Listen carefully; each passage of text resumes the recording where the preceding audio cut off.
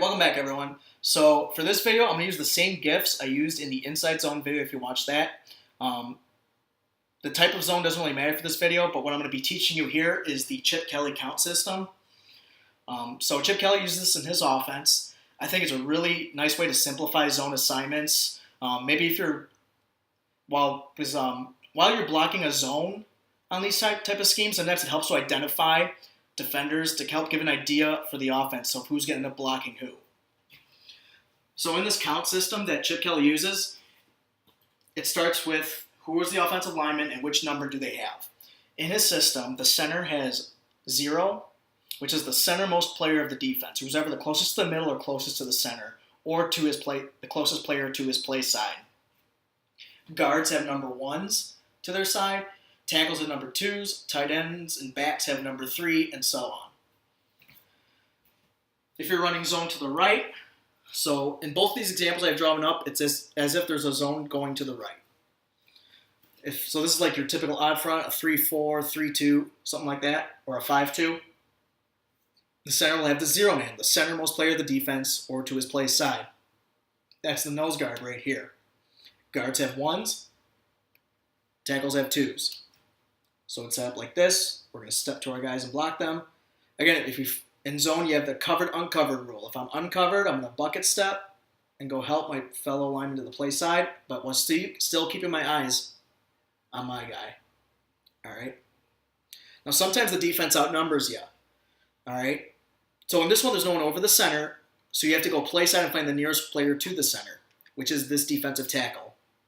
Center's uncovered, bucket step, step, step, step, bucket step in here. So there's 5 blockers, 6 defenders. We can't block them all, but we can read this guy. So if the offense is ever overloaded to the back side of the run, remember Oregon and Chip Kelly, they use shotgun, so they can just read this. If you can't read it, so like if you're under center, he becomes unblocked. You could take care of this by putting a tight end in the game, bringing a player play side across, like on a split zone, something like that. So then if you're outnumbered, so like if we were to add a backside number 3 here, and we wanted to block him, throw a tight end in the game. They want to bring in a 7th player into the box, add another blocker. Again, or you can eliminate, you cannot add one and read him. So it's a pretty simple system. Again, add here, motion in a receiver and block him. One adjustment, sometimes the offense has to run play side or run to a side, but the defense still has them overloaded the play side and they can't block them. So let's say we're going to run zone left. All right. Let's just go back to the 4-2 box. So we got play side, 0, 1, 2, 3. To the back side, -1. Yep, I got it. Did I do that right? 0, 1, 2, 3. 1, 2, 3.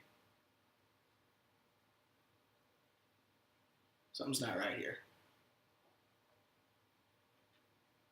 We'll just do it like that.